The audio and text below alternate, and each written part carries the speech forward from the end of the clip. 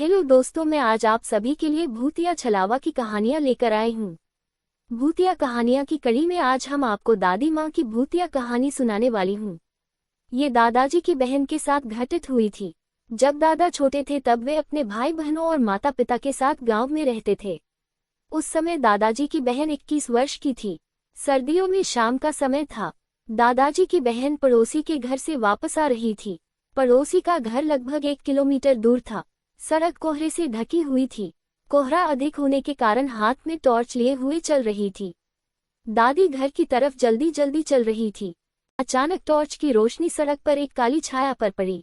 दादी ने टॉर्च की रोशनी अच्छे से डाली, जिसके बाद पूरी काली छाया दिखाई दे रही थी।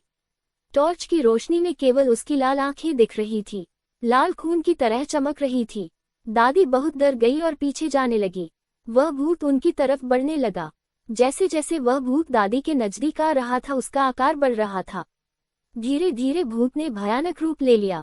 दादी डर के मारे जोर जोर से चिल्लाने लगी, बचाओ बचाओ, और पड़ोसी के घर की तरफ भागी। जब दादी पड़ोसी के घर पहुंची तो बहुत जोर जोर से हाफ रही थी। पड़ोसी दादी को डरा हुआ देखकर बहुत डर गए और दादी को घर के भीतर लेकर गए। दादी उस समय भूत से बहुत डर रही थी। उस समय मोबाइल फोन नहीं होते थे, इस कारण उन्होंने अपने लड़के को दादाजी के पिताजी को बुलाने के लिए भेजा। दादी को लेने उनके पिताजी आए। दादी रात वाले भूत से बहुत डरी हुई थी। उन्होंने एक भी शब्द नहीं बोला। सुबह उठकर दादी ने सभी को रात में घटित हुई भूत की कहानी बताई। दादी ने कहा कि यह एक छलावा था।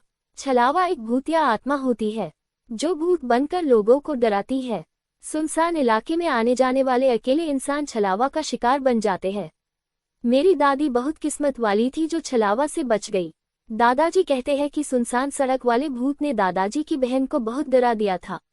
इसके बाद वो कई महीनों तक घर से बाहर नहीं निकली थी। दादाजी की बहन आज 80 साल की है, लेकिन आज भी अकेले रहने से डरती है। अगर आपको हमारी भूतिया कहानी पसंद आई होगी तो हमारे चैनल को सब्सक्राइब, लाइक, कमेंट और शेयर जरूर करें। धन्यवाद।